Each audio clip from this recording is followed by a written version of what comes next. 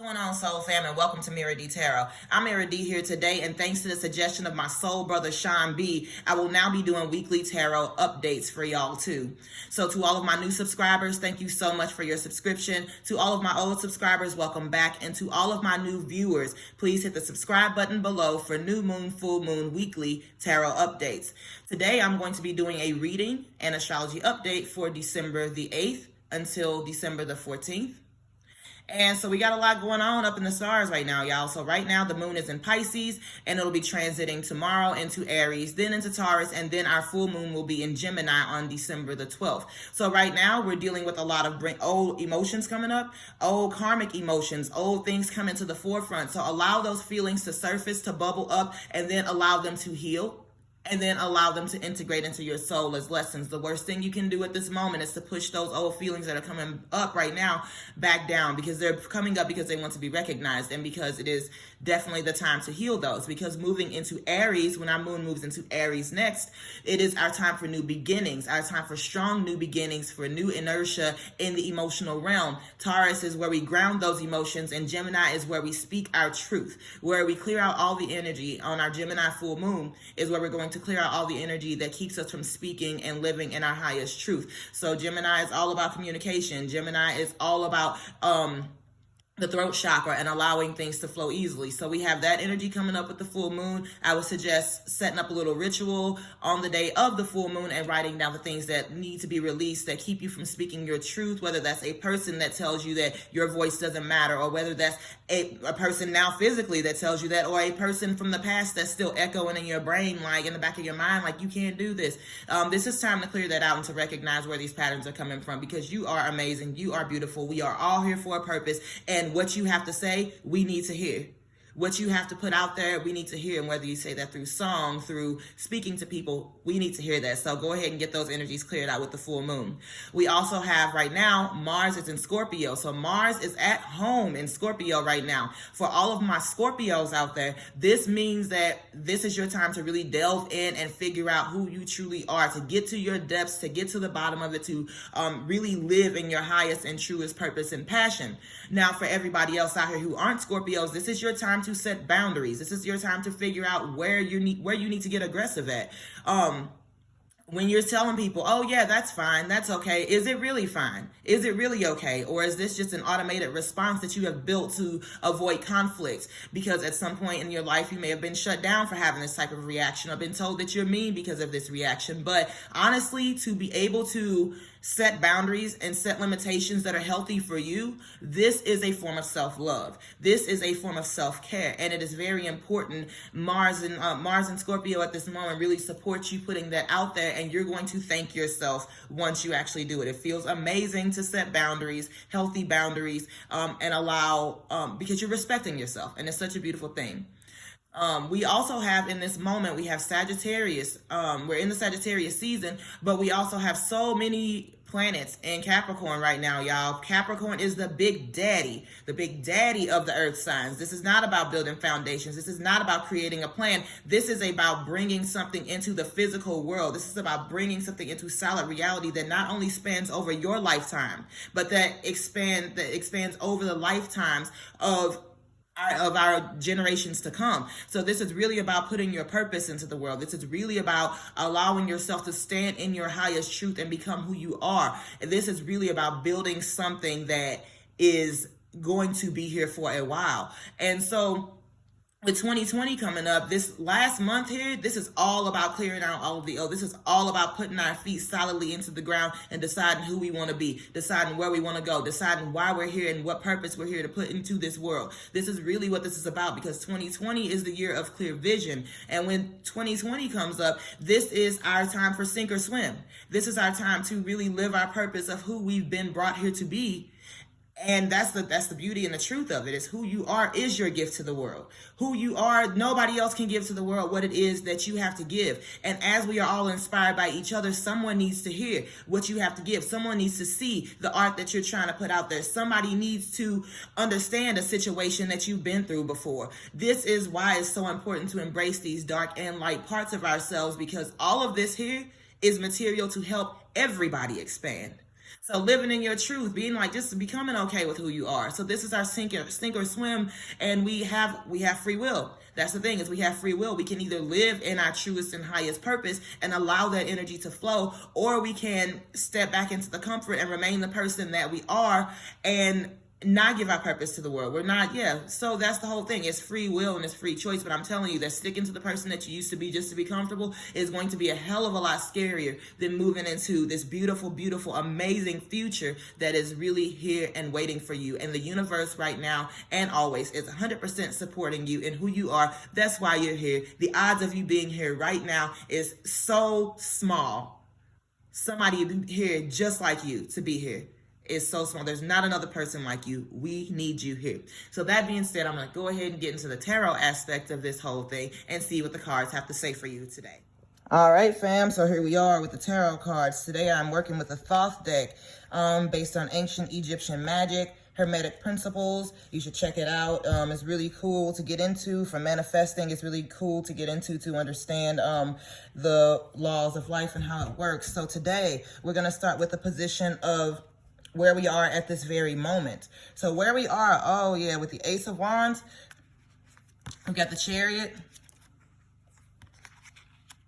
we've got the Seven of Swords, and we've got the Wheel of Fortune. So with the Ace of Wands coming up in this position, this is the energy of Aries. This is the energy of explosion, of creative energy. This is the beginnings of something brand new, the beginnings of really experiencing your passion. This is the beginnings of all this energy coming forth that's going to move you forward. You have the drive right now. You have the spirit to be able to push forward, to move forward. This energy is supporting you in becoming who you are and being who you are. With the Chariot here, this is bringing some combating energies onto the same path. With the Wheel of Fortune, we have things changing on the upward swing, things turning for you, things changing, the flows, the cycles of life. This is your cycle for change. This is your cycle for really putting your passion and your truth into this world.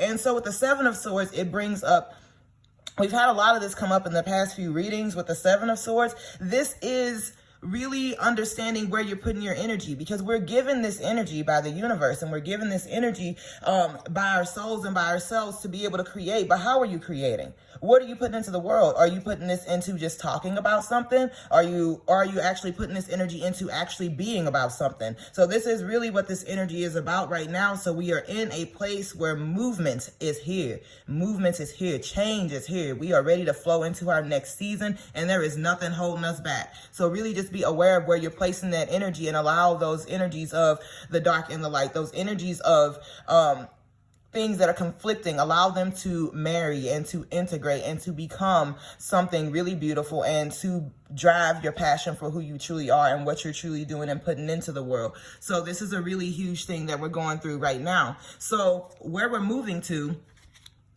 in the next chapter here this week is the eight of discs, which is all about, I'm loving this. So we are moving into the energy of learning new skills. Again, the thing is that we're born with certain talents, and we're born with certain skills, and we're born with a purpose, but we still have to work on and nurture and allow those things to come into our lives in the proper way. We need to look for mentors. We need to find lessons in the things that we're doing. We need to build skills to become our best version of ourselves. It's the same as anything else. You may be a natural born artist, but you still have to expand in learning to create with many mediums. You still have to expand in learning how you want to grow. So start building skills this week, looking at things that you can build up, and looking at things that you really want to pursue, and start to find ways to integrate that into your life. So with the 8, also we've got quite a few 8s, so there's a lot of transformation happening here this week as well. So 8 is the house of death, rebirth, and so death and rebirth is not scary. It's just letting go of a lot of old things. With the 8 of cups, it is releasing old emotions, looking at things that have been tried and true and that may be close to your heart, but it may be time to let those things go and allow new things to be built in.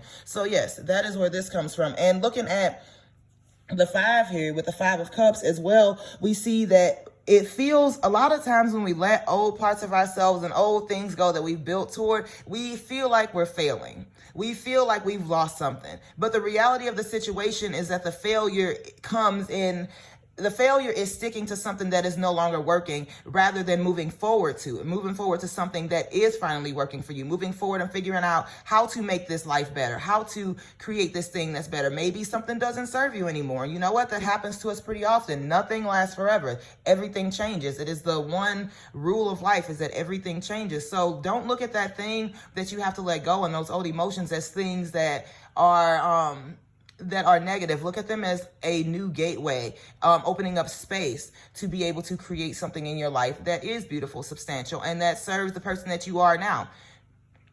With the two of swords coming up also in this position, we see that this brings you a sense of inner peace. It's about confronting those things that you've been holding back, those things that you've been burying. And this really brings us the energy of allowing ourselves to find peace through release.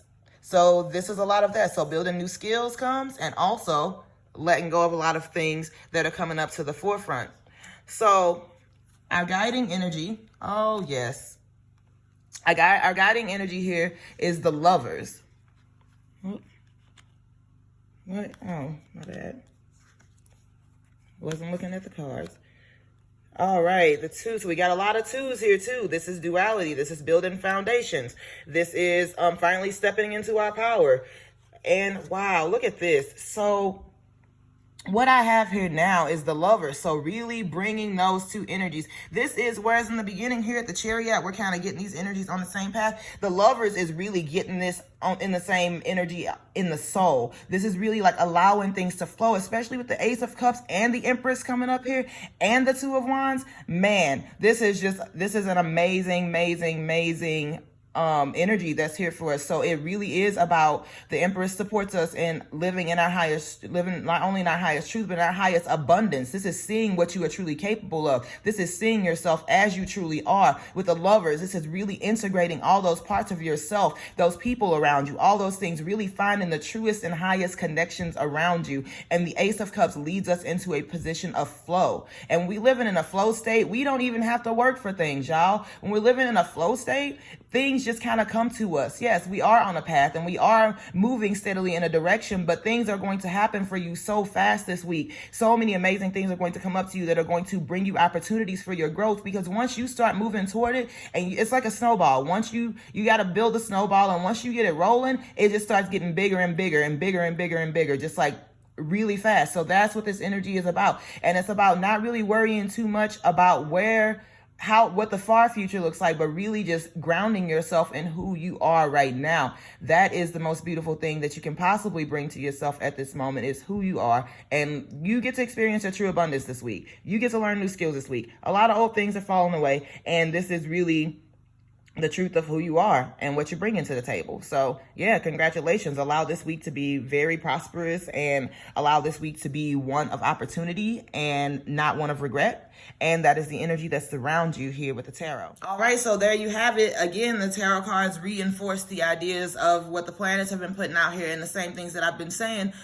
This is really your time for you to live in your highest abundance, to understand your truth, and to release so many things that you may think that these things are important to you, and they are. They were a part of your journey at some point, but now is the time to allow those things to go and to step into your truest and highest self. Like I said, with the Wheel of Fortune coming up, this is definitely your time of the season for change. With the Empress coming up and all these aces that we have, this is your time for new beginnings. So use this week's energy to be able to remove blocks that stop your creative energy and your passion from flowing. So thank you so much again for tuning into Mira D Tarot. I'll be back next week with another weekly video for you. Check me out on Instagram at Mira D Tarot for daily tarot card updates.